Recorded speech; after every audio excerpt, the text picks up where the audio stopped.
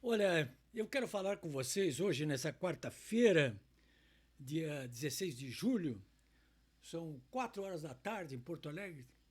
Tempo fechado, mas a temperatura está mais amena.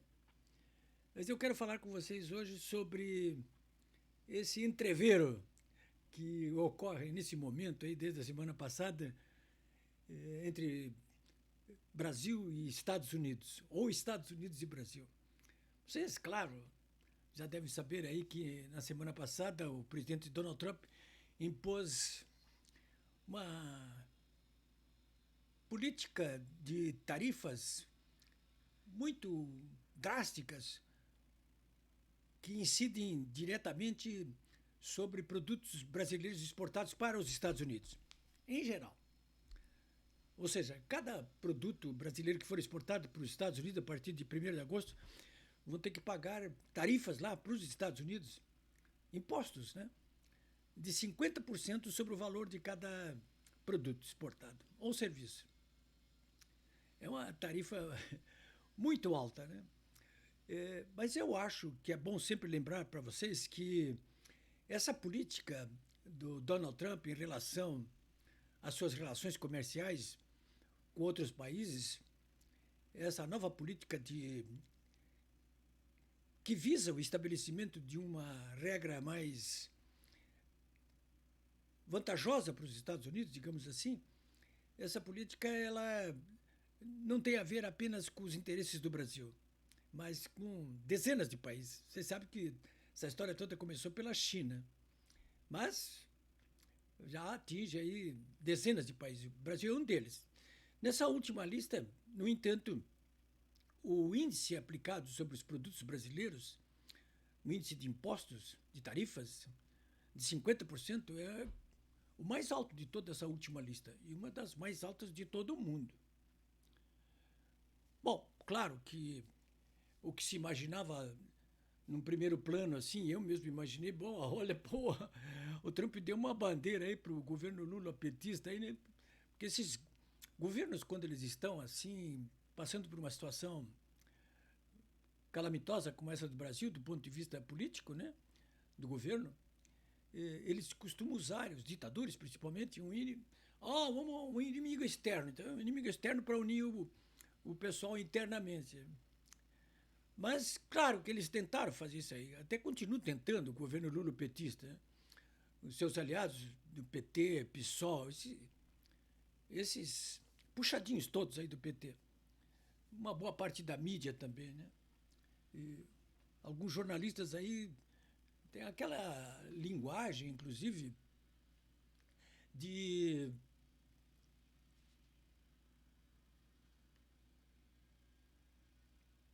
eu diria de cachorro vendido, né? Muitos deles aqui, vocês vejam só, esse aqui, o tom aqui dessa jornalista, que é a principal jornalista da área política do jornal Zero Hora, aqui de Porto Alegre, que pertence à RBS, que é o principal grupo de comunicação aqui do Rio Grande do Sul, tipo Rede Globo, assim, eles até retransmitem a Rede Globo. Ela diz, olha, chantagem de Trump não intimidou a PGR, né? Ela está se referindo àquele amontoado de bobagens que a Procuradoria-Geral da República produziu ontem para pedir a prisão do Bolsonaro. Bom, a condenação dele, né? Bom, senhor, então a linguagem dessa Rosane Oliveira, de outros companheiros dela, jornalistas aí, dessa mídia alinhada com o lulopetismo, aí, aliás, com os cofres do lulopetismo, dos governos, é assim, é insultuosa, né? É chantagem, apátridas, traidores. É uma coisa inacreditável, né? A gente sabe que o último refúgio dos patriotas, né, o último refúgio dos canalhas é apelar para o patriotismo, né? Mas, de qualquer maneira, é o seguinte, eu tenho conversado muito nos últimos dias a respeito disso com pessoas que estudam essa questão, o que deveriam estudar essa questão. Muitos estudam, sim, mas alguns deveriam.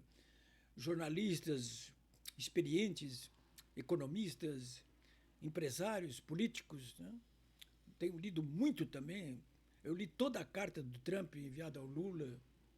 É, tenho acompanhado todo o noticiário, os pronunciamentos, inclusive, de membros do governo americana, as entrevistas do Trump, né? Ontem, inclusive, na terça-feira, o Trump voltou a falar sobre a questão do Brasil, mas ele focou mais na questão do Bolsonaro. Eu já vou falar sobre isso aí. O governo do Lula da Silva, do PT, o governo brasileiro, ele inicialmente o Lula veio com bravatas, né? Com ironias. Claro que ele sabe o tamanho dessa conta, né? O Brasil simplesmente não tem condições de não sentar na mesa para negociar, tecnicamente, inclusive, ou não tecnicamente, mas tem que sentar na mesa. Não tem condições nenhuma, né? De reagir aí com patriotadas, né? Claro, então o Lula veio com a ironia de uma jabuticaba, né? Ele pensa que está falando com os vagabundos dele. Não vou me render ao Trump.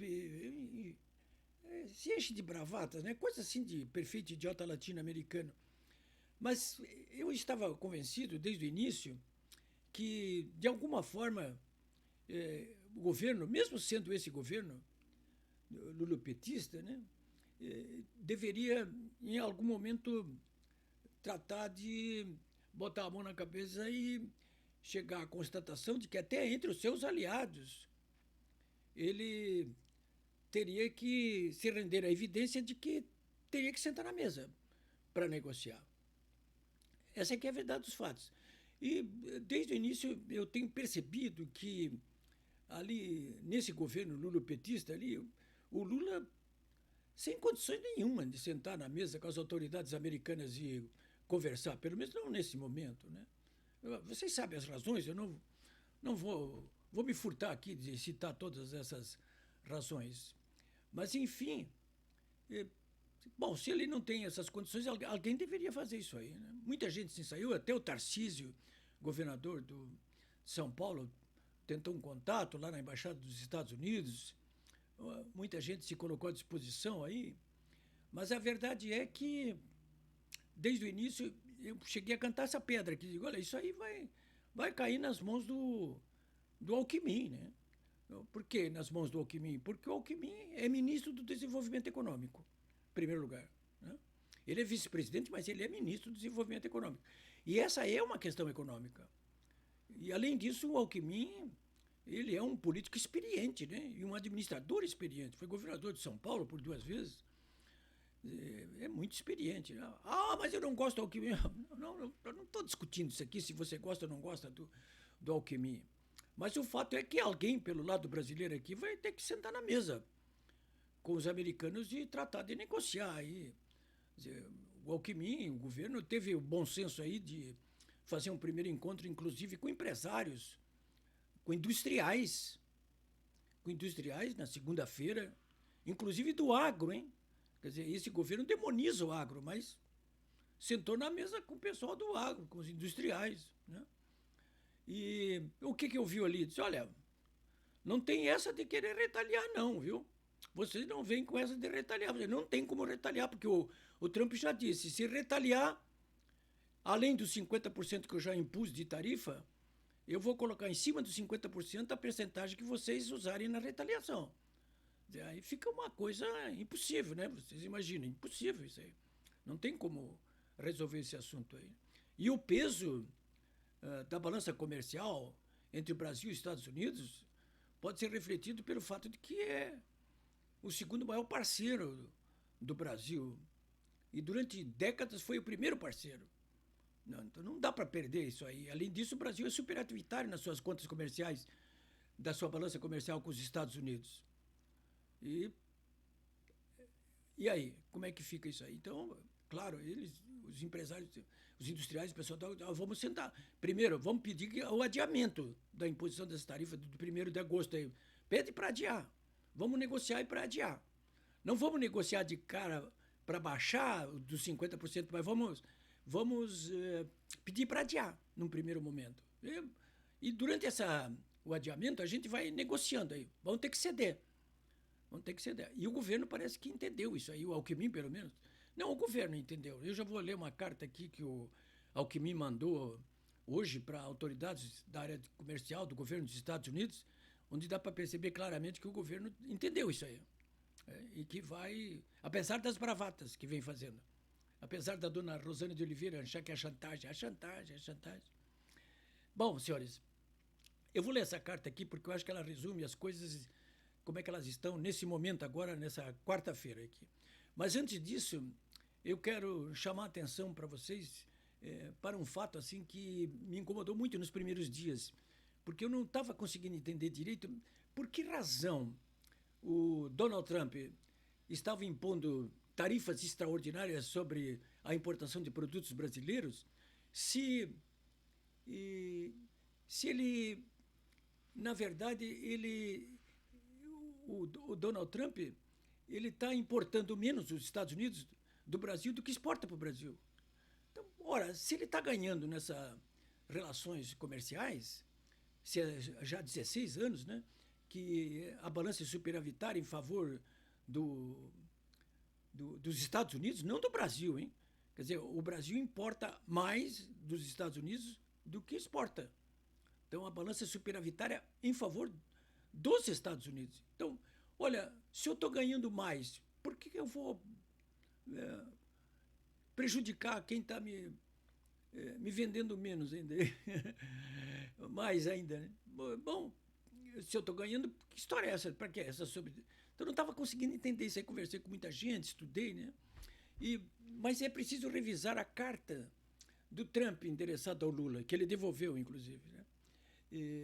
O que ele não coloca só essa questão ali da balança comercial. Essa é uma que eu diria para vocês de 3 questões principais que o Trump coloca ali.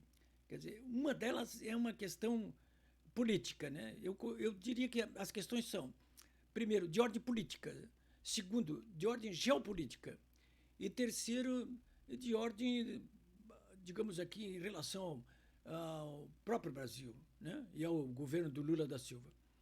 Bom, eu coloco dessa maneira, né? Se vocês me acompanharem no meu blog, polibiobraga.com.br, vão ver que eu passo o dia todinho trabalhando em cima desse conjunto, dessas 3 questões aí. Em relação ao caso da político, eu não vejo o governo brasileiro, nem os seus aliados, colocarem com pragmatismo uma discussão clara sobre isso aí, né? Porque o que o Donald Trump coloca assim, olha, não tem conversa enquanto esse regime, ele fala em regime, hein? Ou seja, esse consórcio entre o Supremo Tribunal Federal e o governo Lula da Silva e seus aliados, enquanto eles continuarem com esse regime autoritário, né, que implica com as liberdades, principalmente a liberdade de expressão, que promove o que o Trump chama de uma caça às bruxas ao líder da oposição, no caso o Bolsonaro. Diz, olha, não vai ter conversa enquanto vocês não resolverem essa questão, entendeu? Porque vocês estão, inclusive, prejudicando os Estados Unidos, né? E aí é que entra lá, digamos, aquela terceira questão que eu coloquei vocês em relação ao Brasil, né? Não é só a geopolítica, mas é em relação ao Brasil. Porque é bom lembrar que está bem que a balança comercial é superavitária em favor de nós, dos Estados Unidos, diz o Trump, mas vocês estão aí prejudicando toda a nossa área da economia digital, né? Quando ele fala isso, ele está se referindo aí às os constantes prejuízos que o ministro Alexandre de Moraes tem imposto às grandes big techs dos Estados Unidos, né? Sobretudo com essa caça às bruxas, né? A censura que ele estabelece aí com o Rumble, com Trump Media, com a Meta, com o Facebook, com o Instagram, com o X, né? O recado foi para isso aí, né? E o Alexandre de Moraes, ele está na linha de tiro dos Estados Unidos. Ele vai ser proibido, ele e a família, de entrar nos Estados Unidos. E vai ter confiscado todos os seus bens lá. E já há uma investigação comercial em andamento desde ontem no governo dos Estados Unidos aí para pegar o pé do Alexandre de Moraes em relação a isso aí. Fora o processo que está correndo na Flórida contra ele. Então, essa é uma questão que envolve aqui a questão do Brasil. é só a questão do superávit comercial em favor do Brasil, mas é isso aí também que eu acabei de narrar aqui. Envolve diretamente o desempenho do ministro Alexandre de Moraes e do Supremo Tribunal Federal, né? Então, que ele entra no Supremo Tribunal Federal e o Alexandre de Moraes em duas das três questões que eu coloquei. A primeira na questão política do Bolsonaro e a segunda nessa questão do Brasil aí, né? Podia falar mais sobre isso aí com vocês. Também até o papel, digamos assim, de liderança que o Lula da Silva vem desempenhando aí em nome do Brasil, dentro do BRICS aí, para o estabelecimento, por exemplo, de uma nova moeda substituindo o dólar. E o Trump já disse, olha, uma nova moeda só com uma guerra mundial, né? Bom, analisados esses dois pontos aí que eu coloquei para vocês, eu tenho um terceiro ponto que é de geopolítica. E aí parece que é o ponto que a Rosane Oliveira, por exemplo, não viu, porque ela está acostumada a ver a árvore, ela não vê a floresta, né? Aí sim, no caso da geopolítica, é de você ver a floresta como um todo, né? Porque é evidente que atrás de tudo isso aí, dessas restrições às importações de produtos brasileiros e as roubos aí do Trump em relação ao Brasil, tem também uma questão geopolítica, que é uma tentativa do Trump, bem exitosa até agora, de impor novamente o comando dos Estados Unidos sobre o restante do globo terrestre. Essa é que é a verdade, né? Se antepondo, claro, a esses renegados aí que se alinham à China comunista, à União Soviética, à Rússia, à Coreia do Norte, Cuba, Nicarágua, Venezuela, o Irã, essas ditaduras todas, aí, Iêmen, né? Ao Hamas, aos seus aliados, como é nesse momento o governo brasileiro. Então, quer o Trump, claro, não mandar apenas aqueles morcegos negros dele lá para o Irã, mas também alvejar os seus adversários aí com todo esse arsenal que ele possui em termos de relações econômicas globais, né? Então é isso aí que eu queria falar para vocês aqui. Eu ia ler também essa carta aqui enviada hoje pelo ministro e vice-presidente Alckmin ao secretário de Comércio dos Estados Unidos, Howard Lutnick, né? Então, enxuta que são 5 pontos, né? Eu estou publicando no meu blog, polibiobraga.com.br, a íntegra dessa carta aqui. Mas é bom que leia ali, porque ela estabelece ali as premissas iniciais do governo brasileiro, de modo muito pragmático, né? Em relação a essa guerra comercial com os Estados Unidos. Aí pedindo, olha, pedindo arrego, né? Pedindo arrego. A verdade é essa que é pedindo arrego. Eles não colocam dessa maneira, mas é pedindo arrego. Que é o que tem que fazer mesmo. Vamos sentar na mesa, vamos comerciar, né? Só não se deu conta ainda, ou não quis se dar conta, ou não quer se dar conta, o governo brasileiro, é de que, além dessa questão comercial, tem a questão política, que envolve o Bolsonaro, e da anistia, principalmente, e também geopolítica, né? Mas tudo tem a sua hora, né? Eu acho que, como diziam os engenheiros, passo by passo, né? Passo a passo. Vamos por partes, como diria Jacques, o Estripador. É isso aí, senhores.